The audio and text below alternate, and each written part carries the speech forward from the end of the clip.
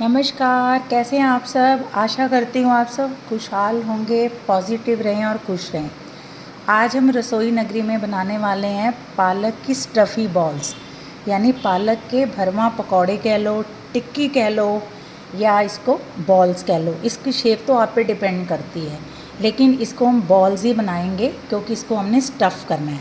तो सबसे पहले यहाँ पर हम इस पालक को, जो कि 400 ग्राम पालक है, ये 400 ग्राम पालक को इस तरह के या बड़े जार के बीच में बिना पानी के, देखिए मैंने जब इसको पत्ते इसके साबुत धोए थे, साबुत ही पत्ते हैं ये, तो इसमें थोड़ा सा पानी तो ये एब्जॉर्ब करते हैं। तो बिना पानी के इसको एक जार में इस तरह डालना है पूरी तरह से, और इसको हमने ग्राइंड करना है। पानी नहीं डालना, यदि पानी डालोगे तो ये ख़राब हो जाएंगे।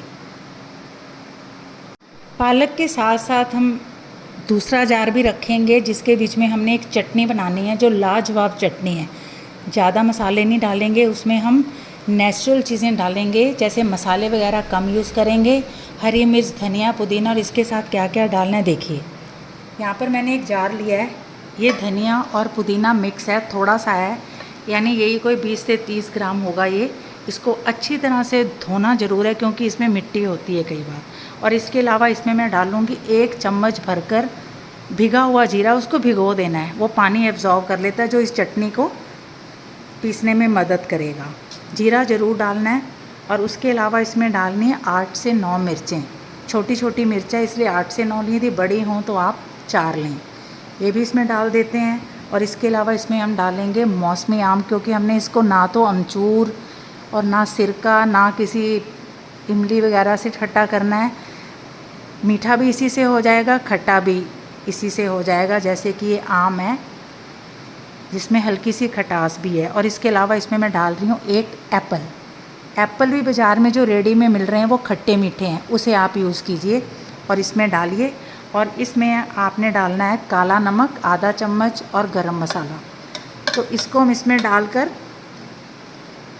और थोड़ा सा पानी डालेंगे हम, तकरीबन 3 से 4 चम्मच, और इसको हम अच्छी तरह से ग्राइंड करेंगे इसको और पालक को। पालक में पानी नहीं डालना क्योंकि जैसे आप पानी डालेंगे तो वो पतला हो जाएगा। हमें सारा पालक, यानी कि जो 400 ग्राम हमने पालक लिया था, उसको पूरा इस्तेमाल करना है। तो मिलते हैं इन दोनों चीज़ों की प्रिपरेशन के बाद। देखिए इसमें धनिया पुदीना के अलावा हमने मसाला डाला था और थोड़े से फ्रूट भी यूज़ किए थे, तो कितनी अच्छी चटनी बनी है। और इधर ये पल्प तैयार हो गई है। पानी इसमें बिल्कुल नहीं डालना, यदि ज़रूरत पड़े तो सिर्फ 4 चम्मच ही पानी डालना है। अब इसे हम एक तरफ रख देते हैं। और कैसे बनाना है, इधर प्रांत की तरफ आइए। यहाँ पर मैंने लिया है 100 ग्राम के करीब बेसन लिया है, ये सारा डाल देंगे। और इसके अलावा इसमें डालनी है 4 चम्मच सूजी। इसके अलावा इसमें ये आटा रखा है मैंने, ये भी 100 ग्राम से थोड़ा सा ही ऊपर होगा, यानी 100 ग्राम ही समझ लीजिए। तो छोटी 2 जो नॉर्मल कटोरियाँ होती हैं 2 ले लो।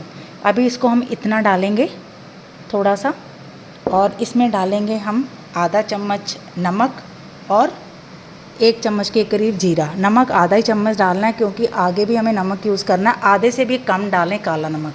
इसको हम ज़रा मिक्स कर लेते हैं। और उसके बाद हम पालक की वो पल्प लेते हैं और इस पल्प से आहिस्ता आहिस्ता, जैसे हम पूरी का आटा गूंथते हैं उस तरह का हम आटा लगाएंगे।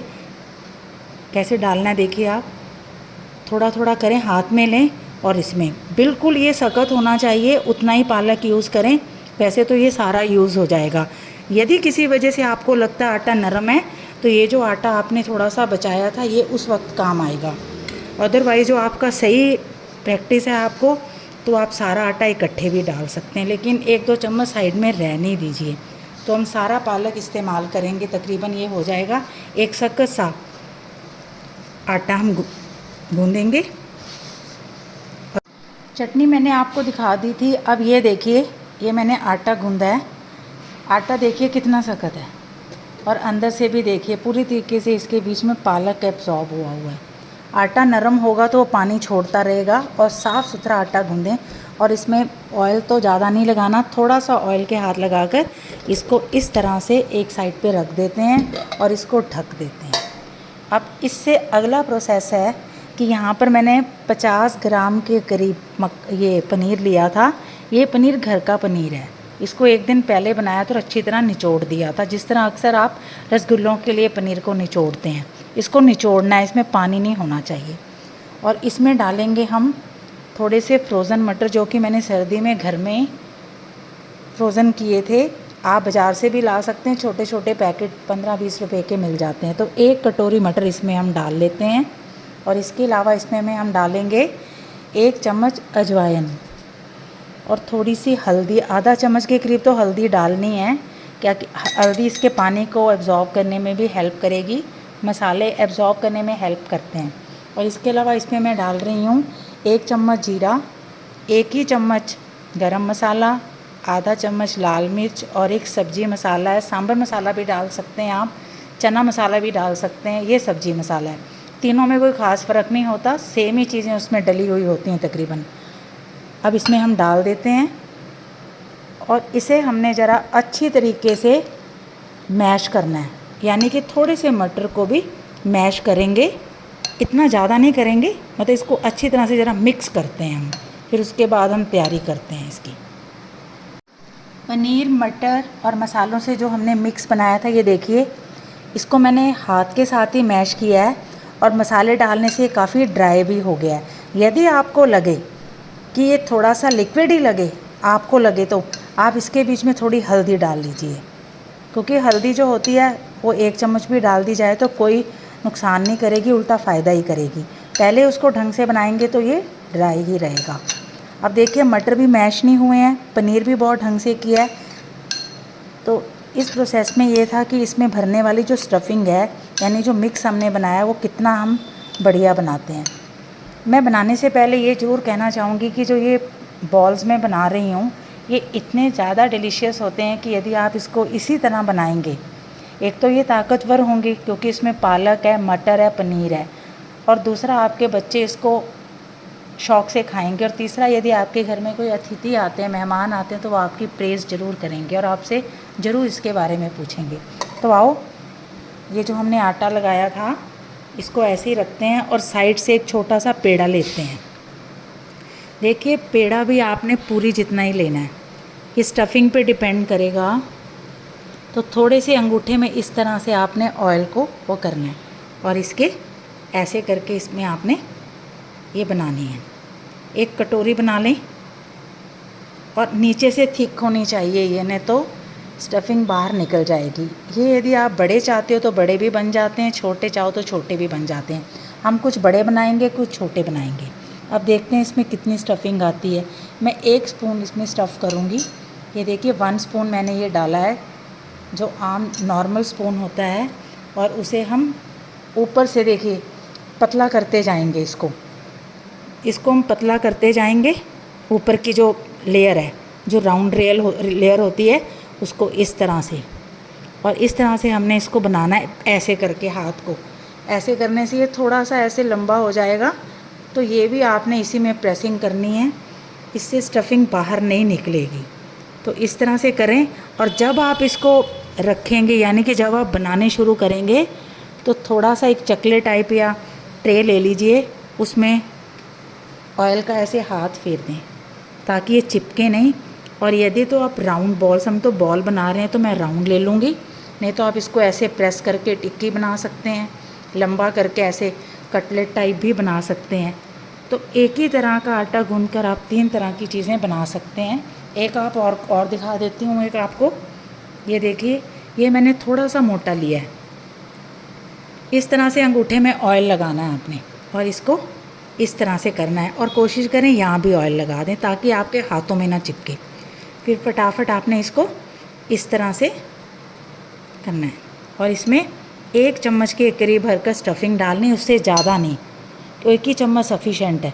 और उसको उसी तरह ऊपर की लेयर को पतला करते जाना है, ऐसे घुमाते जाना है, पतला करते जाना, और उसको अंगूठे से दबाते जाना है। और इस तरह से इसको हमने बंद करके इस तरह से राउंड बॉल इस तरह से करना है आपने। ये देखिए, ये जब ऐसे हो जाएगा तो इसको हल्का सा दबा के अच्छी तरह से पैकिंग करनी है। बॉल को पैक करना है, कहीं से टूटे ना। एक आध मटर कहीं से निकल जाए तो, क्योंकि वो ग्रीन है तो इतना पता नहीं लगेगा, ऐसे करें आप। और इस तरह से हम सारी बॉल को 1 बाय 1 बना लेते हैं। ये देखिए मैंने सारी बॉल बहुत ही पेशेंसली बनाई हैं। तो इनके ऊपर मैंने ऑयल भी लगा दिया था, साथ के साथ ऑयल लगाना ताकि सूखे ना, क्योंकि पंखा चल रहा होता है तो उसमें वो सूख जाती हैं। तो जितनी भी बॉल बने, ज़्यादा ही स्टफिंग बनाएंगे हम। देखिए मैंने जो इसका मिक्स बनाया था वो कुछ ज़्यादा बन गया है। ये मैं बाकी का संभाल के रख लूँगी और फिर बाद में यदि मुझे ज़रूरत पड़ी तो मैं दोबारा इसको और बनाऊँगी। अब हम देखते हैं, इधर हमने सरसों का ऑयल एक कढ़ाई में गरम करने के लिए रखा है। अब इसमें एक मटर डालेंगे। देखते हैं ये गरम हो गए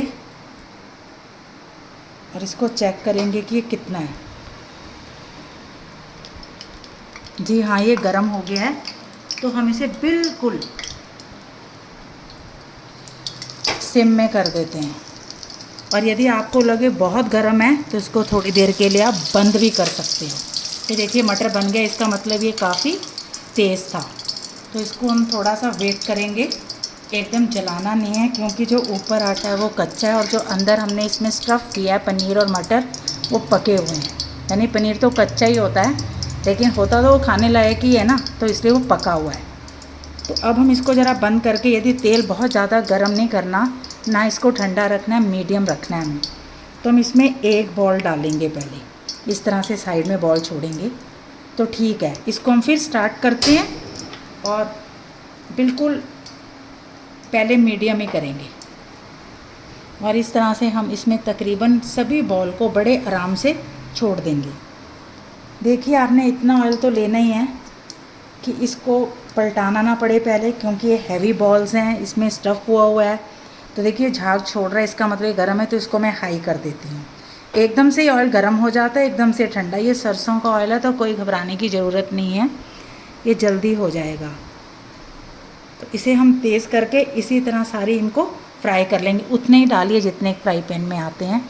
तो पकने के बाद हम इसको बीच बीच में चेक करते रहेंगे। जैसे ही झाग ख़त्म होगी, यानी कि गर्म होना शुरू होगा, तो उसको हम फिर मीडियम फ्लेम में ले आएंगे। अब इसको हल्का इस तरह हिलाएंगे। देखिए तेल तो पका हुआ ही यूज़ होता है, इसलिए तेल पक भी जाएगा। और ये किस तरह की होती है मैं आपको दिखाती हूँ जब ये पक रही होती हैं। ये कुछ इस तरह का कलर हो जाता है, पहले वाइटिश होती हैं, ये देखिए। अब इसको हम आहिस्ता आहिस्ता सबको, जब तक ये थोड़ी सी पकेंगी नहीं, पलटेंगी नहीं। देखो कुछ पलट रही हैं, कुछ नहीं पलट रही।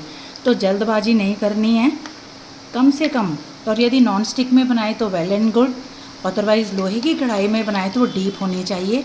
ये देखिए आराम से पलट जाती हैं। टूटने का सवाल इसलिए नहीं होता कि आपने जो पेड़े बनाए हैं, यानी जो इसके लड्डू बनाए हैं, गोल किया इसको, वो बहुत सावधानी पूर्वक और सफाई से बनाने हैं। ये नहीं कि कहीं से स्टफिंग निकल रही है और कहीं से मतलब बाहर, तो उससे वो खाने में भी अच्छे नहीं लगेंगे और जब किसी को सर्व करोगे तब भी अच्छे नहीं लगेंगे। अब इसको हम मीडियम आंच में, तकरीबन मीडियम और हाई कर करके इसको हम गोल्डन करते हैं। देखिए सारी बॉल्स बनके तैयार हो गई हैं। इनको बनने में सिर्फ 7 से 8 मिनट लगे हैं। अब नीचे से जब आपने इसको निकालने लगना है, एक बार आपने फ्लेम को तेज़ करना है ज़रा सा, ताकि ये ऑयल छोड़ देंगी। फिर ये उसके बाद हम इसको बंद कर देते हैं गैस को। और ये देखिए आपके लिए बने हैं पालक की लाजवाब स्टफ़ बॉल्स, जिन्हें आप खा भी सकते हैं और कुछ दिन के लिए, यानी तकरीबन 15 से 20 दिन के लिए रख भी सकते हैं। यदि आप ऑन दी स्पॉट इन चीज़ों को यूज़ करना चाहते हैं, भी खाना चाहते हैं, तो इसको आप एक दिन पहले तो नहीं बना सकते, सेम डे ही बनानी है, लेकिन 1-2 घंटे पहले इसको अच्छी तरह से पका कर रख सकते हैं और हल्की सी दोबारा ऑयल में गर्म भी कर सकते हैं। उस वक्त आप थोड़ी सी फ्लेम पास ही खड़े होकर तेज़ रख के इसको रीहॉट करें। तो लीजिए आप सबके लिए घर पे बनी हुई पालक की स्टफ़ बॉल्स, जो बहुत ही डिलीशियस होती हैं। इसको मैं अभी थोड़ा ठंडे होने पर काटूंगी। ठंडा होने पर इसकी थोड़ी कटिंग करके इसको हम चेक करेंगे। लीजिए आप सबके लिए पालक की स्टफ़ बॉल्स। इनको हम इस तरह से कटिंग करेंगे। ये बहुत ज़्यादा गर्म है अभी, ये देखिए, ये इस तरह से इसमें स्टफिंग होती है और थोड़ी सी ठंडी होने के बाद ये सॉफ्ट हो जाएंगी। तो इस पर आप इस तरह से चटनी लगाएं और इसको सर्व कर सकते हैं। जैसे ऐसे इसके ऊपर पनीर का टुकड़ा रख दें या कोई सैलेड रख दें, टमाटर का टुकड़ा रख दें या कुछ मटर डाल दें, इस तरह आप इनको सर्व कर सकते हैं। तो लीजिए आप सबके लिए घर में बनी हुई पनीर की स्टफ़ बॉल्स। फिर आती हूँ एक नई रेसिपी के साथ, तब तक के लिए थैंक्स फॉर वॉचिंग।